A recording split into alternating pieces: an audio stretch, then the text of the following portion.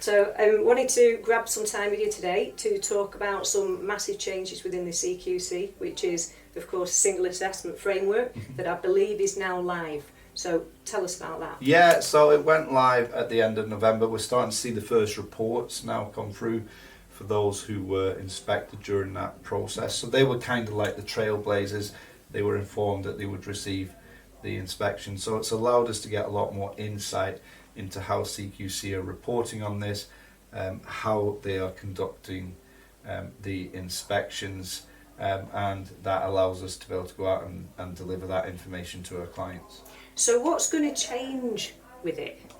Yeah, I mean, there's a little bit of a misconception and a bit of fear. I've been delivering workshops on this now for the past 6 to 8 months, which have been extremely well received. But everybody that attends, managers that attend, automatically come with a fear, and that fear is fear of change, fear of what's happening. But ultimately, CQC had to change because the way inspections were being delivered were not suitable in terms of from a timely perspective. So CQC's job, in essence, is to safeguard the public and make sure that all people that are registered, all services that are registered, are compliant with the Health and Social Care Act. We have many care services, both in social care and in health, who have not been inspected in 3 to 4 years. So on the basis of that, there was no way that they were ever going to be able to catch it up under the old system, and COVID played a part to that. And therefore there was always going to be that lapse behind. So you weren't actually giving the general public credible and valid information if the inspection had taken place that long ago. So as a result of that, and to actually simplify the process of regulation, they created what we call the quality statements, the 34 quality statements, which all services will be graded against. So with that comes a scoring system, and with that scoring system it allows you to see how you're performing under the 5 categories, which remain the same. So they're the key lines of inquiry. Yeah, so the safe, effective, caring, responsive, well led remain the same, and you'll still be graded on them, but there is a scoring system that sits with it. So what do people need to know? Because obviously that's quite a big change. I mean, what's this portal? I've heard you talk about this portal. So the portal, we've not really seen much of it yet, because CQC currently still working on it, but also they are learning themselves as they go out with this new inspection process. So there was no way CQC were ever going to be able to go out to every service, even under the new process, and say, okay, what we'll do is we will inspect people against all of the new quality statements and give them a score, because it would take them forever. They'd be further behind. So they're choosing certain statements to go in and inspect, and that may be 5 or 6 statements that they choose, and then they're transferring your scores from previous inspections over to get your grade, your overall score. So it's that case of looking at it and saying, well, which ones are they likely to come out and inspect us against? And it's going to be topics that are very relevant right now, or areas where you maybe had some minor failures or bigger failures in a previous inspection that will get picked up. In terms of the portal is a way in which we will be able to upload evidence to support us, because CQC don't want to come out to your service and spend 2 to 3 days locked in a room looking over your records when you can actually send them up. They want to do what you call observation days, and in those observation days we're very much looking around how the service is being delivered, how dignity is being protected, communication between the teams, the environment, the general setting and day-to-day running of the service, and getting the viewpoint of people that are cared for within that service. So they want to spend more time speaking and getting people's experiences than they do locked in a room actually checking over records, which is what it had become.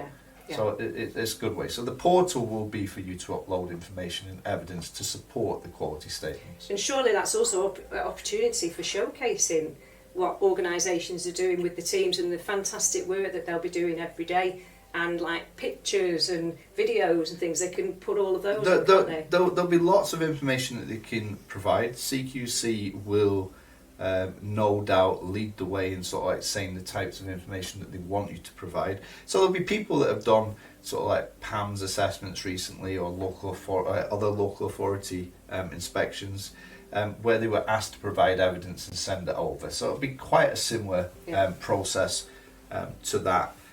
I think what I do want to get away from the mindset of people though is that nothing dramatically has changed. So the regulations haven't altered. You know, the Health and Social Care Act still exists, and CQC are still the regulatory body of the Health and Social Care Act. So I get a lot of people coming to me with questions around, oh well, how do we do this and how do we do that now?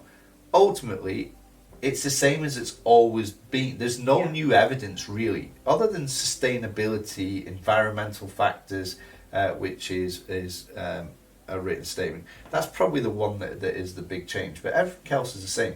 But now's the opportunity to be able to box it and showcase, like you just said, into the area that it's needed. So you don't want people in a panic, but in saying that, you still want people to know how to showcase themselves, how to build that evidence, where to put that evidence. And I like to coin a phrase or use a phrase called shop windows.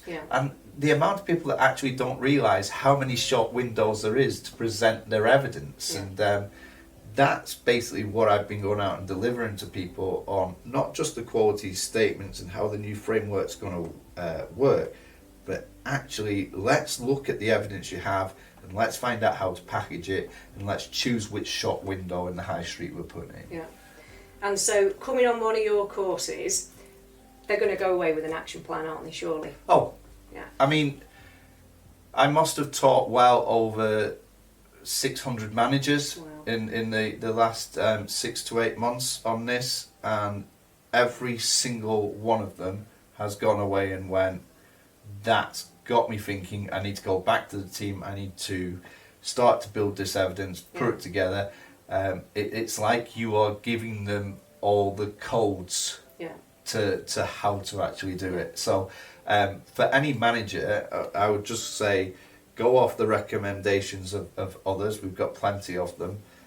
Get your managers onto that course, because they're, you know, I think, and if I'm incorrect here, but I think the cost is close to £100 for the day. You know, if somebody said to me, if I put a manager on this course and it cost me £100 and they deliver higher results than what we're currently getting, or we have that potential to get an outstanding or 5 goods, is it value for money? Well, there is nothing else that's more valuable for money than that.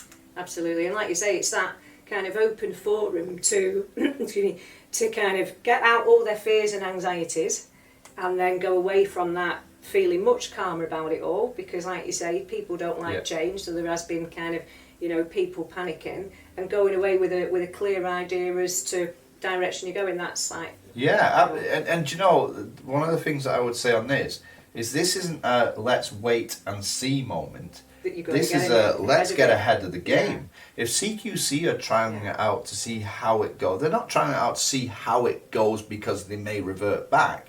This is here for future. It's taken too long to get to this point.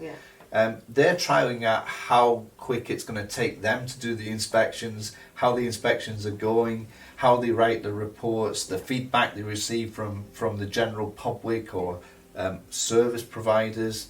That's what they're looking at on the basis of this, getting their own inspection team up to speed with everything. But it's new. The old system's gone, the new one's arrived. So realistically speaking, what we should now be doing as managers is making sure that we are getting every bit of information that we possibly can to support us, to be able to say to CQC and inspection, we're on the same page as you. We agree. We know how to do. We're working out how to do this. We've been doing our own CPD on this, and that's going to show to an inspector that you are forward thinking. which is going to hit you well led. It At the same time. 100%, yes. So how can they get in touch with us if they want to get their teams? Yeah, so you can reach directly out to the sales team. So sales at cba-training.co.uk, or if you have an account manager, reach out directly to them to ask. Of course, you can come to me at any time. I'm Paul at cba-training.co.uk, or the general administration team. Call us, email us, but you can also visit our website. So that is www.cbassociatetraining.co.uk. We are running open courses on this because we understand some people may be a single standalone manager, or they may only have a small group. So booking a course just for their team can be quite expensive. So if you're someone that has an array of managers and would like this very much about your services, bespoke to your services, then get in touch with the account manager or the sales team. If you're an individual or a smaller group and maybe you only got 1 or 2 managers and deputies, may I point out, they should be on this, then go to our website, look at one of the open courses and get them booked on. That sounds fantastic. Thank you, Paul. No problem.